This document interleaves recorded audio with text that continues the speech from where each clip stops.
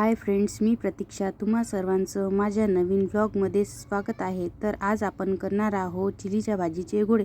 So यात सर्वात आधी आपण चिलीची भाजी स्वच्छ धुवून बारीक चिरून कापून घेणार आहे। त्याच्यानंतर त्याच्यावरती थोडासा कढीपत्ता आणि हे दाखवल्याप्रमाणे ज्वारीचं थोडंसं जाडसर पीठ हे टाकून घेणार आहे। याच्यामध्ये चिलीची भाजी आणि कढीपत्ता आणि ज्वारीचा भरडा म्हणजे जाडसर पीठ हे सगळं टाकून घेतलेलं आहे, तुम्ही व्हिडिओमध्ये बघू शकता। आणि हे सर्व एकत्र करून घेणार आहे आणि त्याच्यानंतर आपण याच्यामध्ये टाकणार आहोत बेसन। हे बेसन आपण हे गाळून घेऊन या सर्व मिश्रणावरती बेसन म्हणजे चिलीची भाजी, ज्वारीचा भरडा आणि बेसन। त्याच्यानंतर आपण त्याच्यामध्ये टाकणार आहे कोथिंबीर, बारीक चिरलेली लसण आणि जिरे, तुम्ही बघू शकता।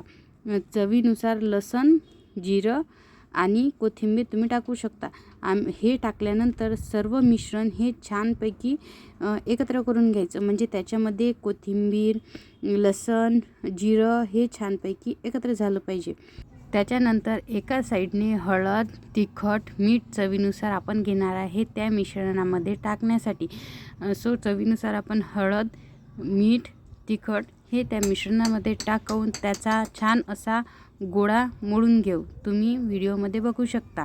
तुम्ही चवीनुसार तिखट कमी जास्त करू शकता, फक्त हळद ही थोडी जास्त प्रमाणात पाहिजे, कारण की गोळे हे छानपैकी पिवळसर दिसले पाहिजे। पूर्ण मिश्रण एकत्र करून घेऊन त्याचा छानसा गोळा करून घेऊ, लागलं तर थोडंसं पाणी पण घेऊ। तुम्ही बघू शकता गोळा कसा तयार झाला आहे। पाणी कशाला घ्यायचं की जी आपण जाडा भरडा घेतलेला आहे ज्वारीचा तो मुरला पाहिजे, सो त्याच्यासाठी आपण थोडंसं पाणी घ्यायला लागते मिश्रणामध्ये, तुम्ही बघू शकता व्हिडिओमध्ये। आणि त्या मिश्रणाचा एक असा गोळा तयार करून बघायचा की त्याचा घट्ट असा गोळा बनत आहे का। गोळा जर तयार झाला तर समजून घ्यायचं की आता आपलं मिश्रण तयार आहे गोळे करण्यासाठी, मग त्याच्यामध्ये पाणी वगैरे काही टाकायचे नाही।